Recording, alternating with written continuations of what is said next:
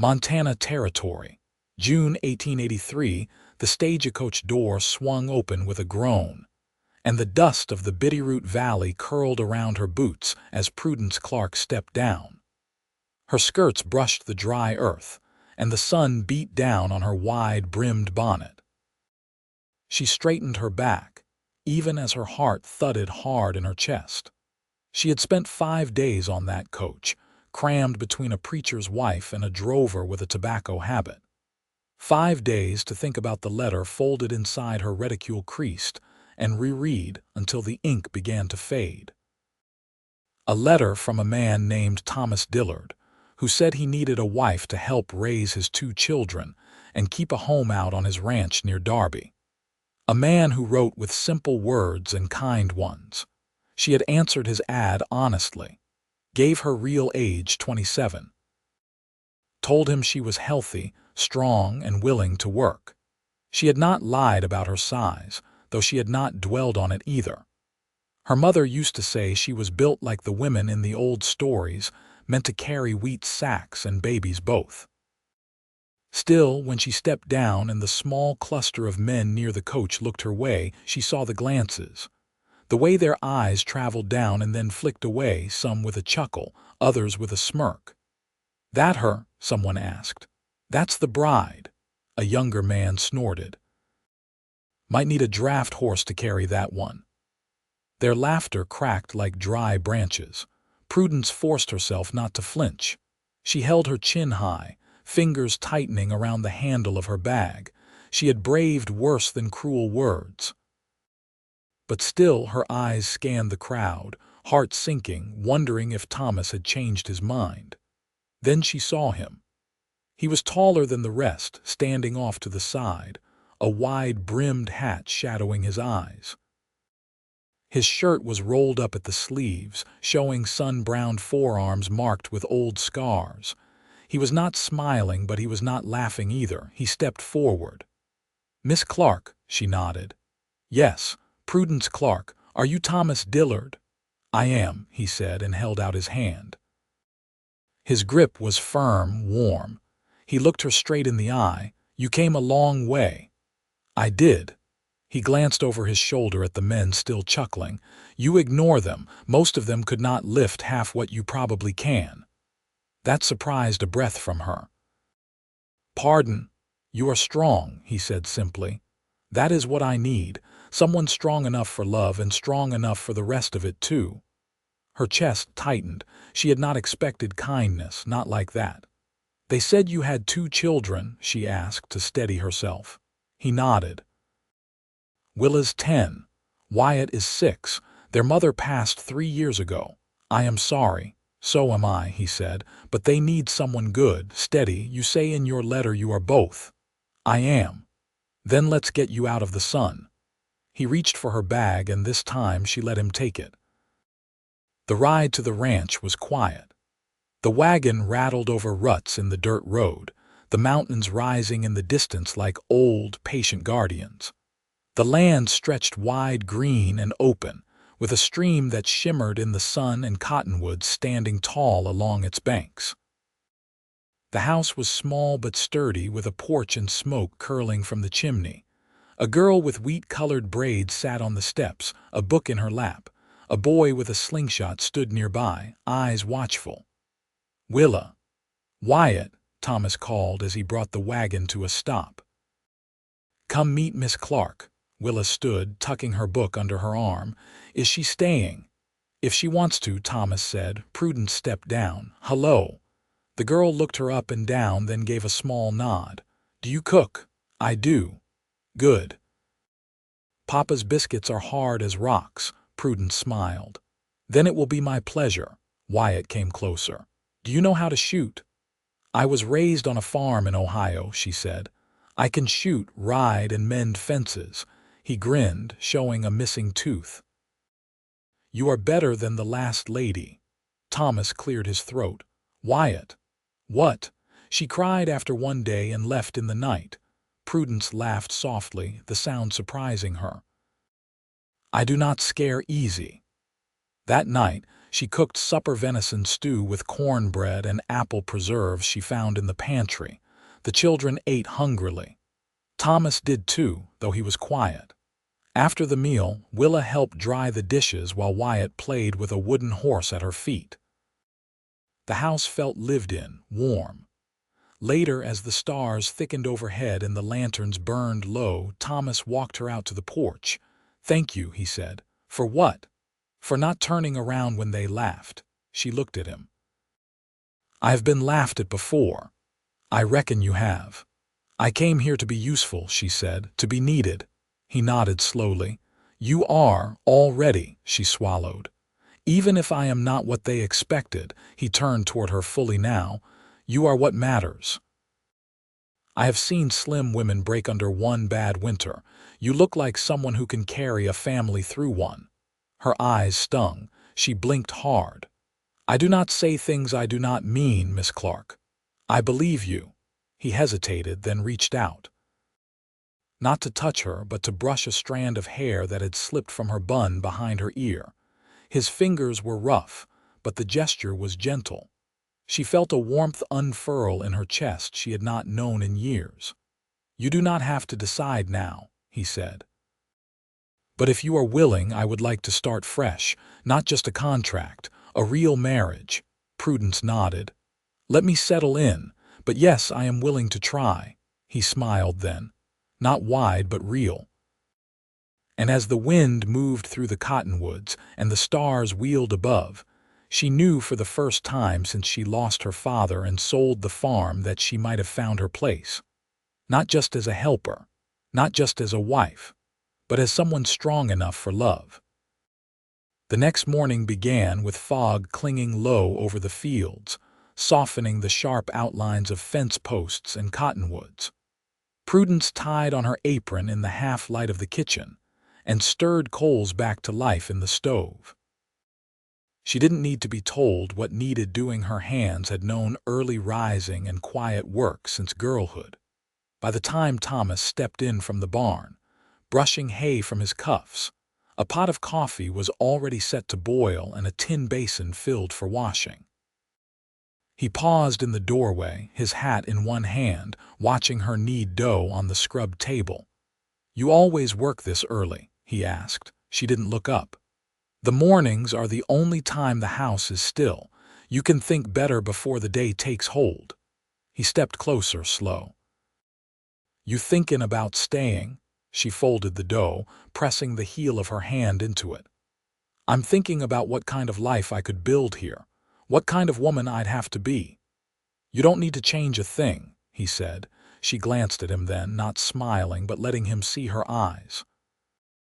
"I want to be useful, not just tolerated." "There's no one here tolerating you," he said. Willa asked if you'd help her sew a new hem in her Sunday dress. "That's not something she asks unless she's set her mind on liking someone." "She said that." She said your stitching looked straighter than mine. Prudence wiped her hands on her apron. "I could show her how to finish the edge with backstitch."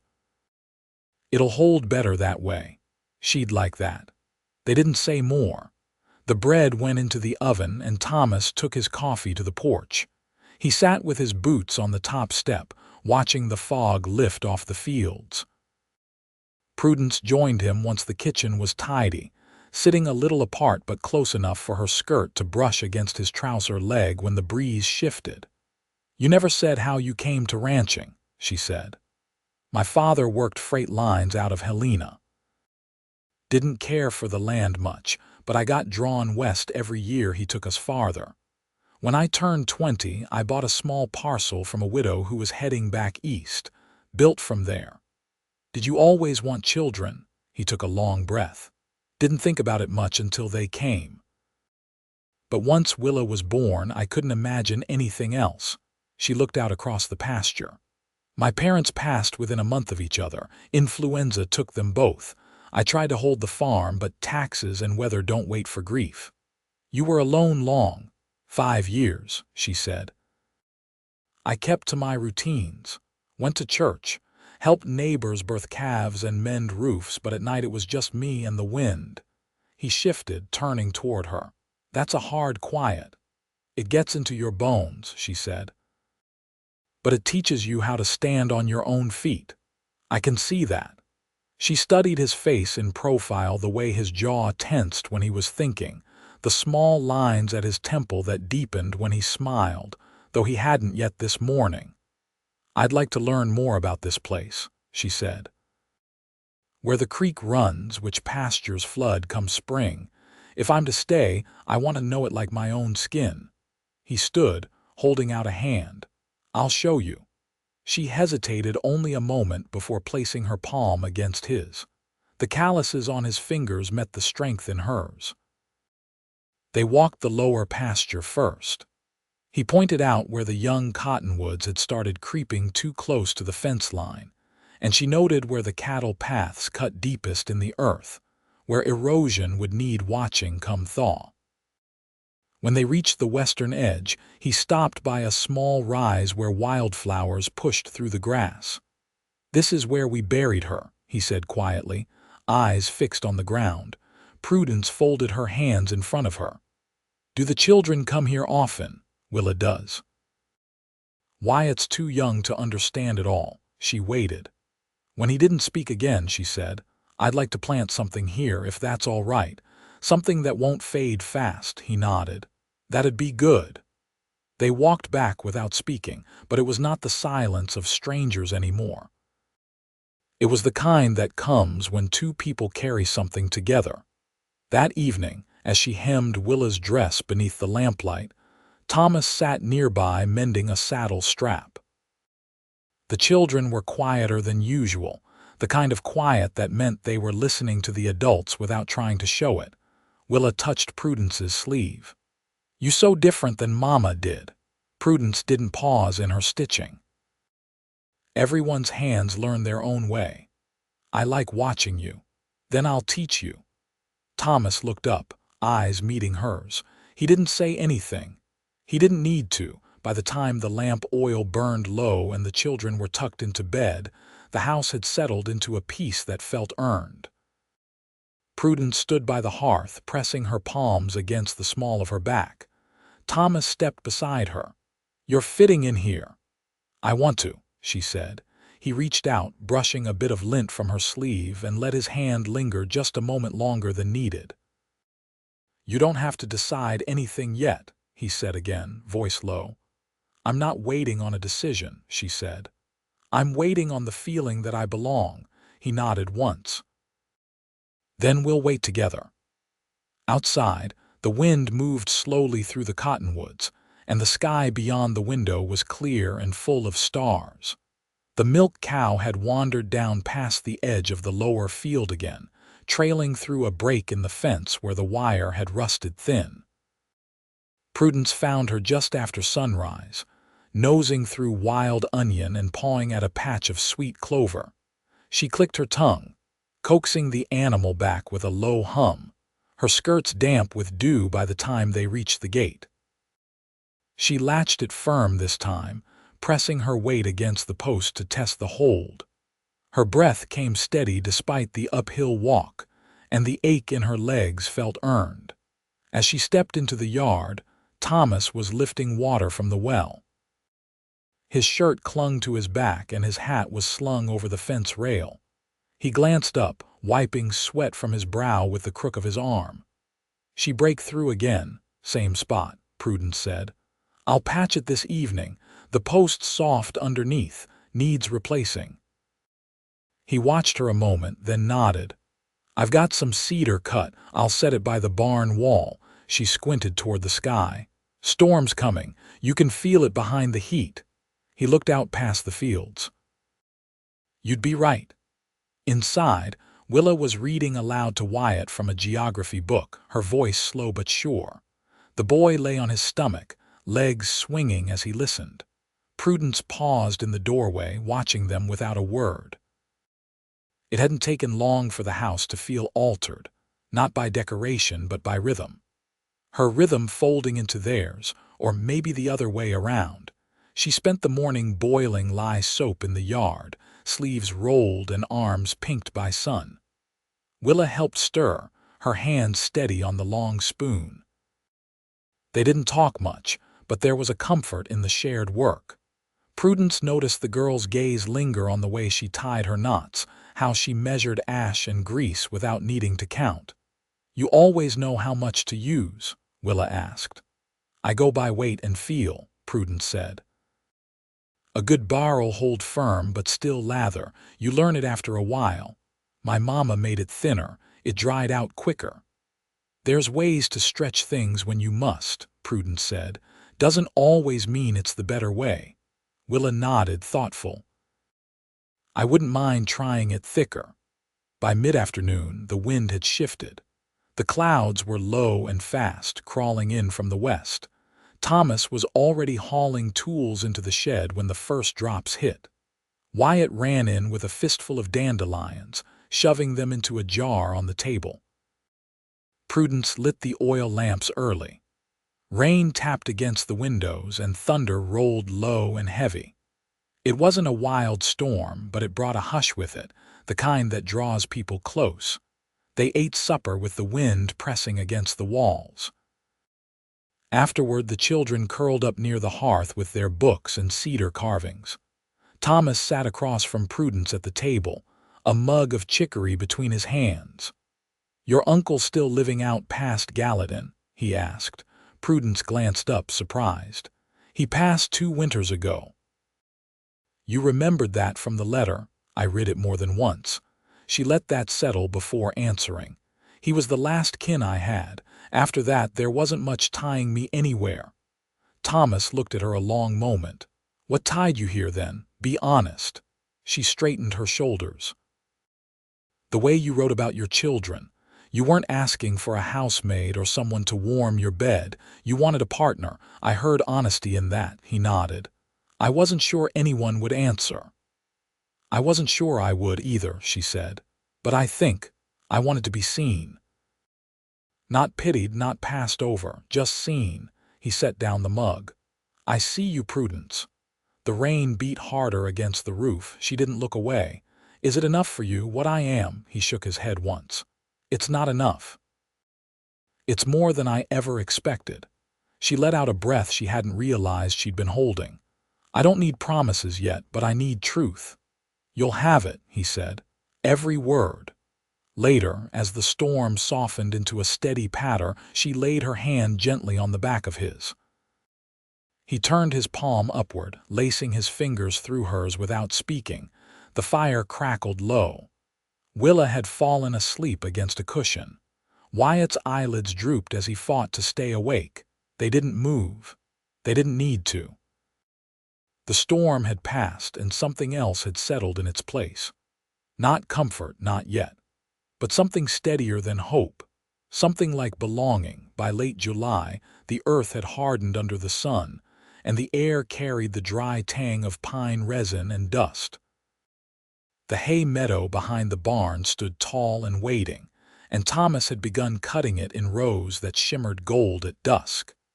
Prudence rose earlier now, her body answering the rhythm of the land without needing the prompt of daylight. She carried a pail of scraps out to the hens, pausing when she spotted Willa kneeling behind the coop with an open journal resting on her knees. The girl's lips moved silently, her pencil working fast. "What are you writing?" Prudence asked, careful not to intrude. Willa looked up, startled. "I'm making a map." Prudence stepped closer, brushing her palms on her apron. "Of the ranch?" "No, of the whole valley. I want to mark all the places people don't talk about, the hollow where the foxes live, the tree with the iron nail in it, the place where the creek splits in two." "Papa says those places don't matter, but I think they do." "They matter to you," Willa nodded. "Mama used to say land holds memory, even if no one names it." Prudence crouched beside her. "Then you name it. If it's yours to walk, it's yours to remember." Willa's eyes lit with something steadier than curiosity, something like trust. Inside, Wyatt had built a fort of chairs and quilts. He peeked out from beneath the fabric, holding a stick carved into the shape of a rifle. "Are you the enemy or the ally?" he asked. Prudence crouched low, pretending to check for badges on her coat. "Ally, but I come with news." He crawled out without hesitation. "What kind?" "There's a lizard family under the back steps. I saw the mother sunning herself." "I think they're building a tunnel," he grinned. "Then I'll need to build a wall. Better make it tall. They're clever." That afternoon, while the children napped, Prudence joined Thomas in the barn loft where he was stacking the last of the hay bales. The air was dense with the scent of clover and dried grass, and dust motes hovered in the light slanting through the gable vent. "You're not resting?" he asked, lifting the final bale into place. "I don't rest easy when there's work still breathing down my back." He leaned on the pitchfork, sweat beading along his brow. "You've taken on more than I asked. You gave me a place to begin again. I aim to meet that with both hands." He studied her, but not in the way others had. His gaze lingered like someone measuring weather signs, watching not just what stood in front of him, but what it might become. "I want to build on the north side," he said. "Just 2 rooms. One for Willa when she's older, maybe a root cellar beneath." She brushed hay from her skirt. "You thinking ahead?" "I am," he said. "You're part of that if you want to be." The silence between them wasn't uncertain, it was weighty, like a door standing open. She stepped toward him, not close enough to touch but near enough that her voice dropped. "I want to be Thomas. But not if I'm still just someone filling a space." "You're not," he said. "You're the reason the house feels right again." She didn't smile. Instead, she let her hand rest on the edge of the ladder as she looked out the loft window. "What would you need to feel sure?" He didn't rush his answer. "Just time and truth, and your name beside mine when I look to what's coming." She nodded once. "Then let's take time, but let me start learning the books. If I'm to be part of this, I should know what we're holding and what we owe." He picked up a folded ledger from beside the beam and offered it to her. "You'll find it's not neat. I never learned to make tidy columns." "I've read worse," she said, tucking it under her arm. "I'll make sense of it." That evening they sat beneath the porch awning, the children chasing fireflies in the tall grass. The ledger lay open on her lap, and she scratched figures with a stub of charcoal while Thomas whittled a piece of hickory down to a slender spindle. "I was thinking," she said, eyes on the numbers, "if we moved the herd closer to the eastern slope once the rains come, the grazing might hold longer. The grass there's thicker under the shade." He looked over, nodding slowly. "That's sound thinking. I'd like to be part of planning. Not just reacting. You already are." She set the charcoal down. "I want more than usefulness, Thomas. I want to shape something that lasts." He set the knife aside and turned toward her. "Then you and me, let's shape it together." She met his gaze, steady and long, the way she might test a beam for strength before building over it. "I'll need a ring," she said quietly, voice low enough that the children wouldn't overhear. "I have one," he said. "Not from before. I bought it in Hamilton 3 weeks ago. Just didn't want to press." She exhaled, not from relief but from the quiet certainty of being chosen. "Then I suppose we've already started." He reached for her hand. She let him take it. Out in the field, Willa lifted her jar of glowing insects high, and Wyatt whooped as he ran through the grass, the hem of his shirt catching light. The porch creaked as Thomas leaned back in his chair, still holding her hand. There was no rush in them, no need for noise. The kind of love they were building didn't need to declare itself. It was already written in the way the days fit together. And the days were just beginning. The day they married, the air held the stillness only August could bring, hot and unbending, with the scent of parched grass rising from the earth. There was no preacher in Derby that month, so Thomas had ridden out to a circuit rider in Stevensville 2 weeks prior, arranging for him to return at the end of the haying. The man arrived on a borrowed mare, lean and sun-darkened, with a Bible tucked into his saddlebag and boots worn to the stitching. They stood beneath the cottonwood closest to the creek, where dappled light flickered across the grass like lace. Willa wore a ribbon in her hair and held a bouquet of yarrow and goldenrod. Wyatt stood beside Thomas, his shirt stiff with starch, one hand clinging to his father's trousers. Prudence wore a dress she'd sewn herself from a bolt of faded blue calico she'd found in the back of the mercantile. No veil, no gloves, just a clean hem and a steady gaze. She'd braided her hair back tight and her boots were polished down to the toes. The vows were spoken plainly. No poetry, just truth. When asked if she entered the union of her own will, Prudence answered without hesitation. "I do." Thomas didn't take his eyes off her when he said the same. Afterward, he reached into his coat pocket and took out the ring she hadn't yet seen, a narrow gold band etched with a pattern of wheat stalks. He slid it onto her finger, and she drew in a breath so quiet she felt it more than heard it. The children pressed close when the small ceremony ended, and Willa tucked her hand into Prudence's without being asked. Wyatt looked up at her and whispered, "Does this mean you're our real ma now?" She crouched, brushing a bit of dust from his cheek. "It means I'll never leave you." They ate supper outside, the table pulled beneath the shade of the porch roof. Thomas had salted and smoked a slab of venison the week before, and Prudence had baked a pie from the last of the blackcurrants behind the barn. There wasn't cake, but no one missed it. As dusk fell, Thomas took her hand and led her out past the barn toward the edge of the pasture. The hills had gone soft with lavender light, and the creek sang quiet over its stones. "I kept thinking," he said, pausing beneath the same tree where he'd first shown her the land, "about what it would feel like to have a home again. Not a house. A home." She leaned into him, her shoulder against his arm. "I used to think I'd lost my chance at that. You didn't, you just hadn't found it yet." They walked together, not rushing. The land was still but not empty. Crickets hummed in the grass, a hawk circled far above. They moved like people who had nothing left to prove, just the days ahead to live through, hand in hand.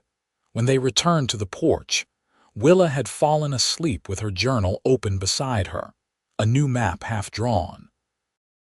Wyatt was curled in a pile of quilts, clutching a wooden horse Thomas had carved 2 winters ago. Prudence lifted Willa gently, cradling her against her chest.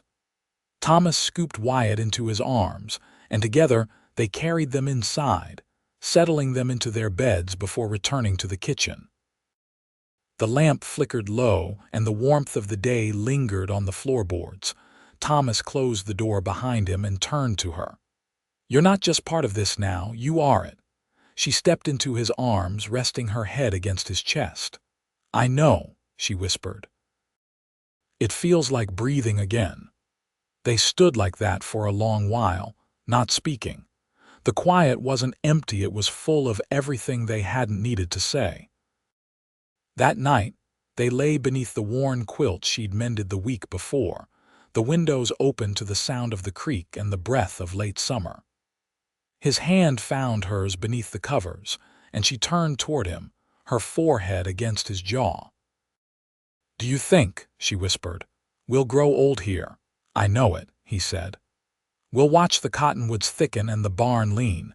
We'll see Willa marry if she wants and Wyatt build something of his own, and we'll still be here. You and me."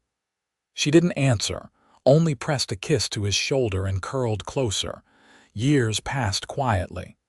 The house grew, just as he'd planned, with a new room for Willa and a root cellar that stayed cool even through the hottest months. Prudence kept the books, and Thomas let her his trust, never wavering. Willa finished school and went on to teach in the small schoolhouse east of town. Wyatt took to carpentry, building fence posts straighter than his father ever had. Neighbors began to say their place had a steadiness to it. Not just in the fields or the house, but in the way Thomas and Prudence stood beside each other. Never loud, never showy, just sure. They grew older with sun-browned skin and silver at their temples. They planted lilacs along the porch and watched them bloom each spring. When storms came, they sat close and waited them out together, just as they always had. And every evening, when the chores were done and the sun dipped low, they walked the pasture hand in hand, the same as they had that first summer. No words needed. Just the shared rhythm of two people who had found, at last, exactly where they belonged.